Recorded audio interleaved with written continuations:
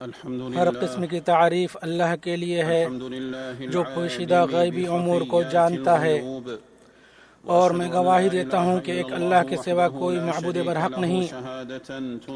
ایسی گواہی جو ہمارے لیے راہیں اور راستے روشن کرتی ہے، اور میں گواہی دیتا ہوں کہ ہمارے نبی اور سردار محمد اللہ کے بندے اور اس کے رسول ہیں۔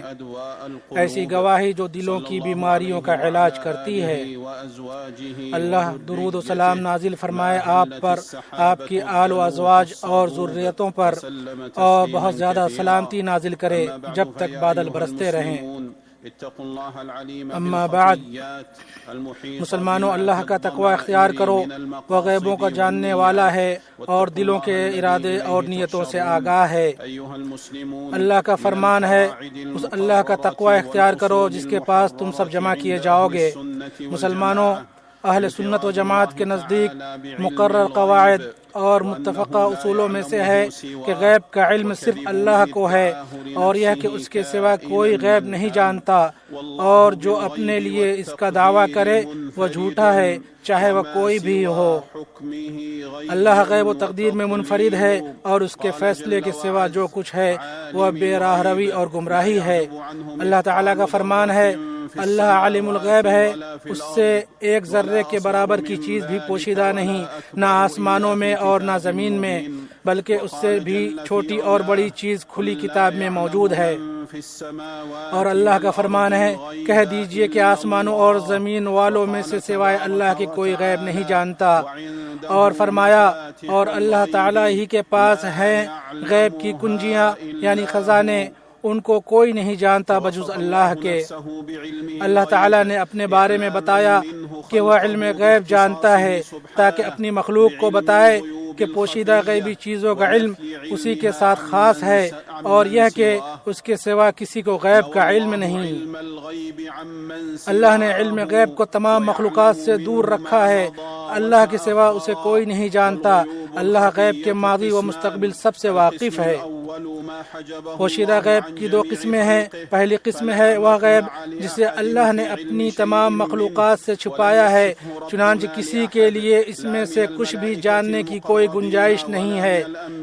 اسے ہمارے رب نے کسی کے لیے نہیں کھولا، نہ مقرب فرشتوں میں سے کسی کے لیے اور نہ انبیاء و مرسلین میں سے کسی کے لیے۔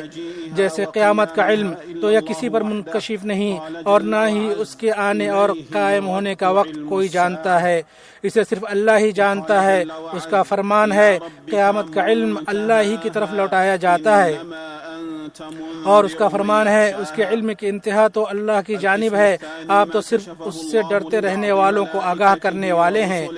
غیب کی دوسری قسم وہ ہے جسے اللہ نے اپنی مخلوقات میں سے صرف اپنے بعض فرشتوں اور بعض رسولوں کو عظیم حکمتوں کی وجہ سے بتایا ہے۔ اللہ نے ان میں سے جسے اس پر مطلع کرنا چاہا اسے مطلع کیا، اور جس سے اس کو چھپانا چاہا اسے چھپا لیا۔ اللہ نے یہ فیض اپنے رسولوں میں سے جن پر چاہا بس انہی پر کیا ہے۔ کوئی مقرب فرشتہ یا مرسل نبی علم غیب میں سے کچھ نہیں جانتا مگر یہ کہ اللہ تعالیٰ اسے بتا دے۔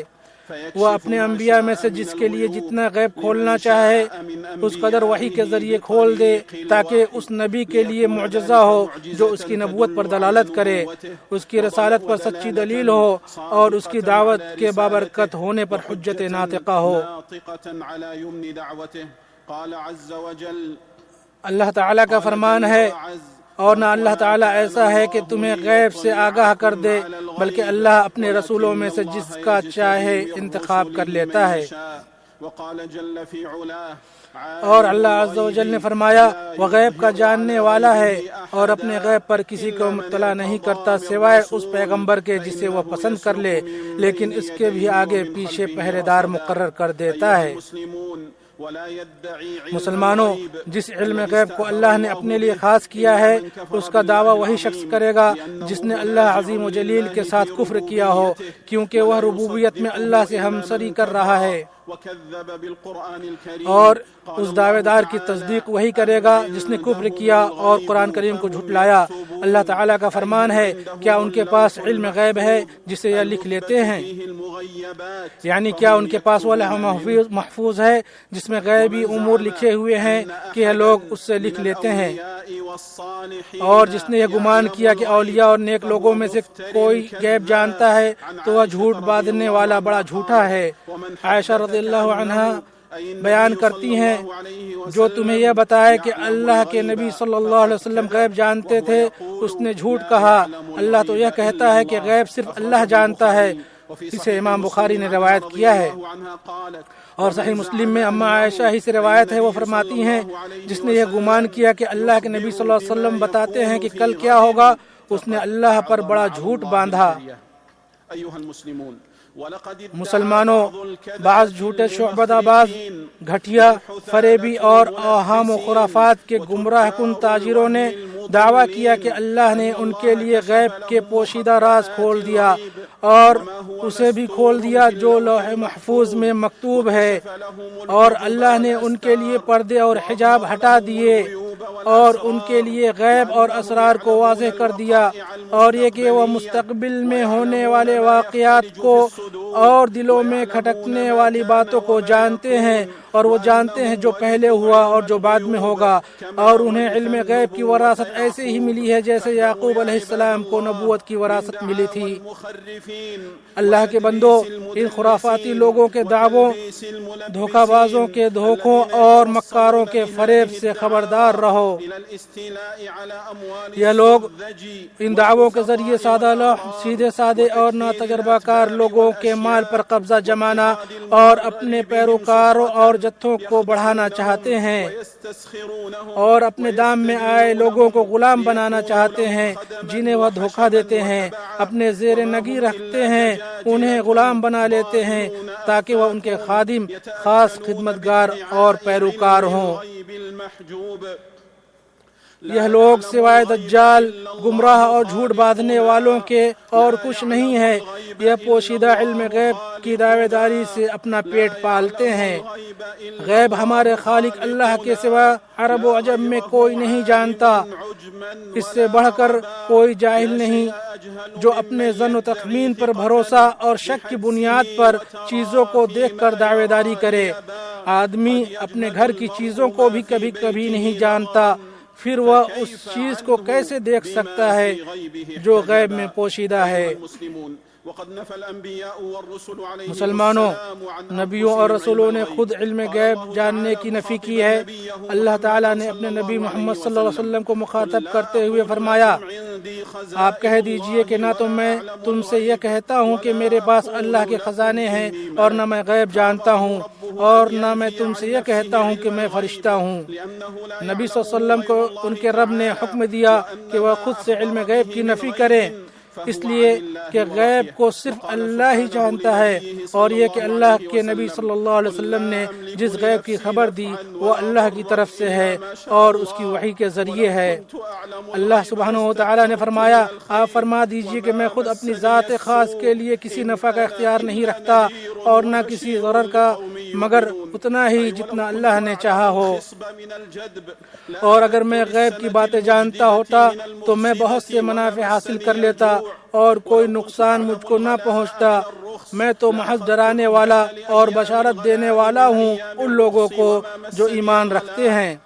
یعنی اگر میں شادابی و خشک سالی کو جانتا تو شادابی والے سال سے خشک سالی والے سال کی تیاری کر لیتا اور مجھے بھوک نہیں چھپاتی، اور اگر میں مہنگائی کے دنوں کو ارزانی کے دنوں سے جان لیتا تو ارزانی کے دنوں میں مہنگائی کے دنوں کے لیے توشہ بنا لیتا اور مجھے مہنگائی نہیں چھپاتی، اور اگر میں آسانی کے دنوں سے تنگی کے دنوں کو جان لیتا تو آسانی کے دنوں میں تنگی کے دنوں کے لیے ذخیرہ کر کے رکھ لیتا اور مجھے تنگی نہیں چھپاتی۔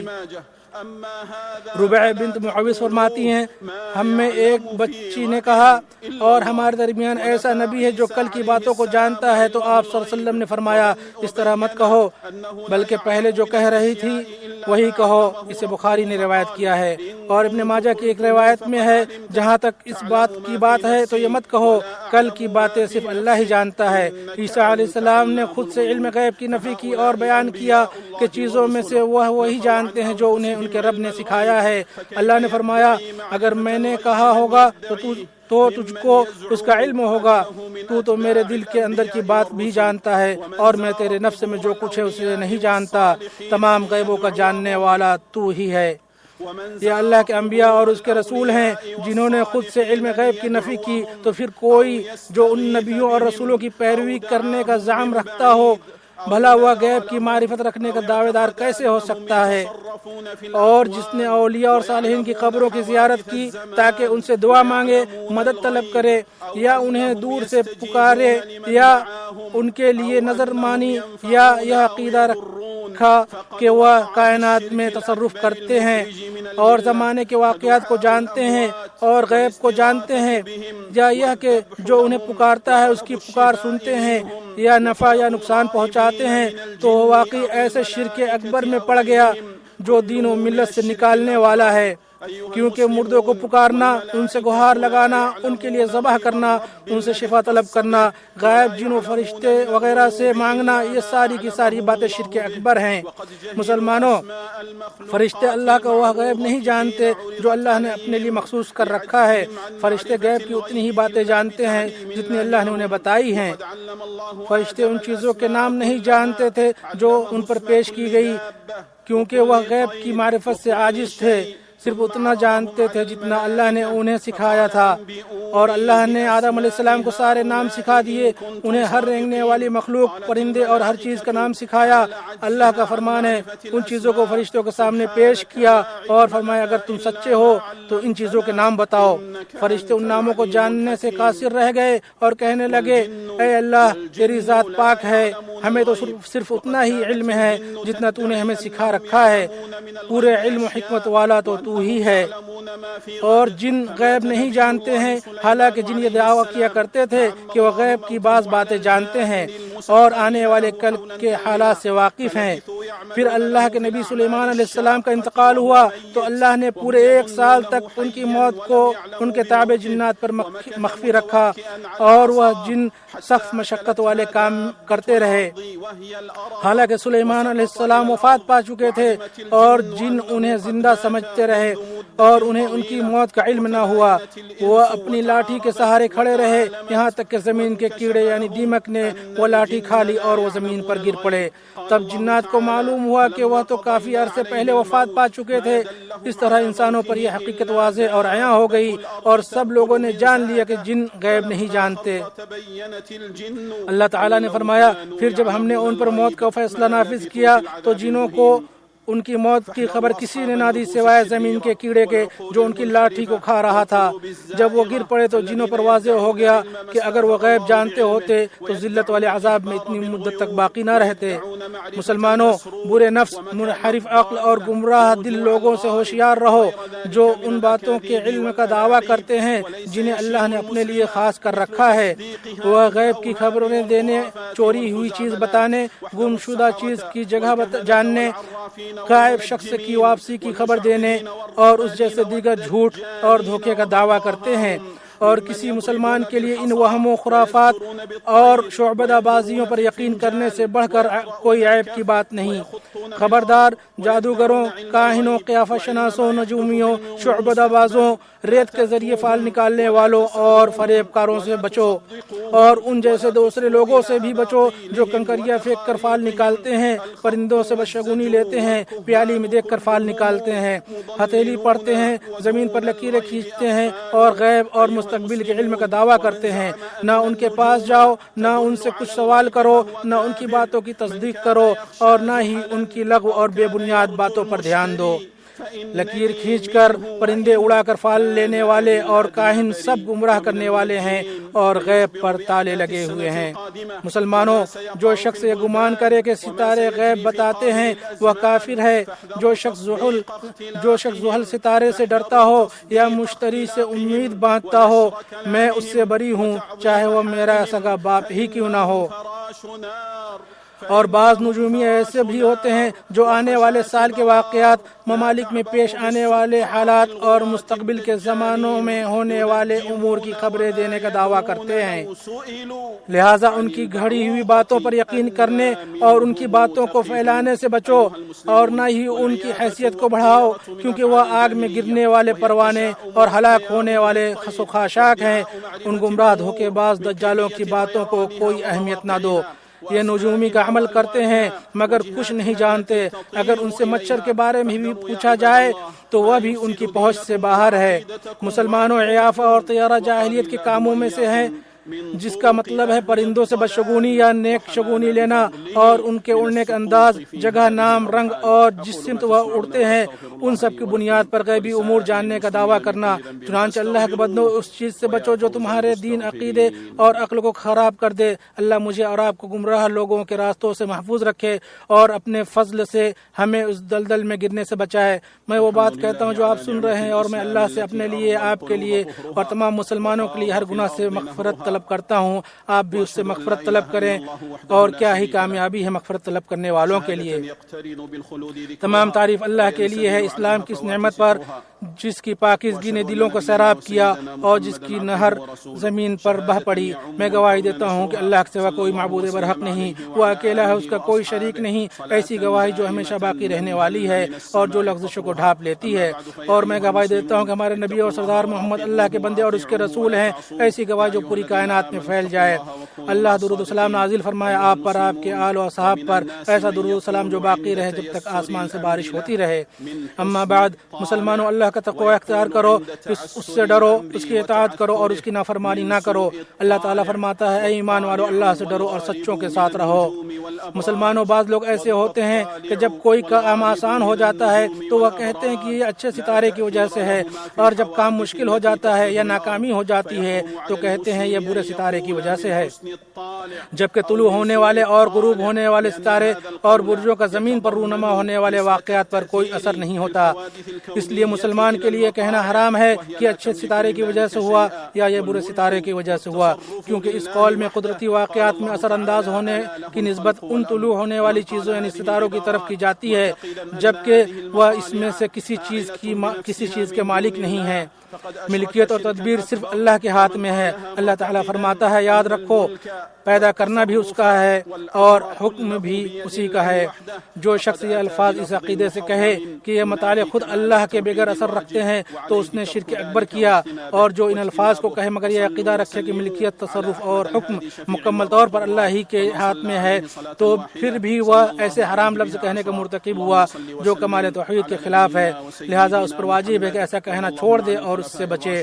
اور درود سلام بھیجو رہبر و رہنما نبی احمد پر، جو تمام مخلوقات کے لیے شفاعت کرنے والے ہیں۔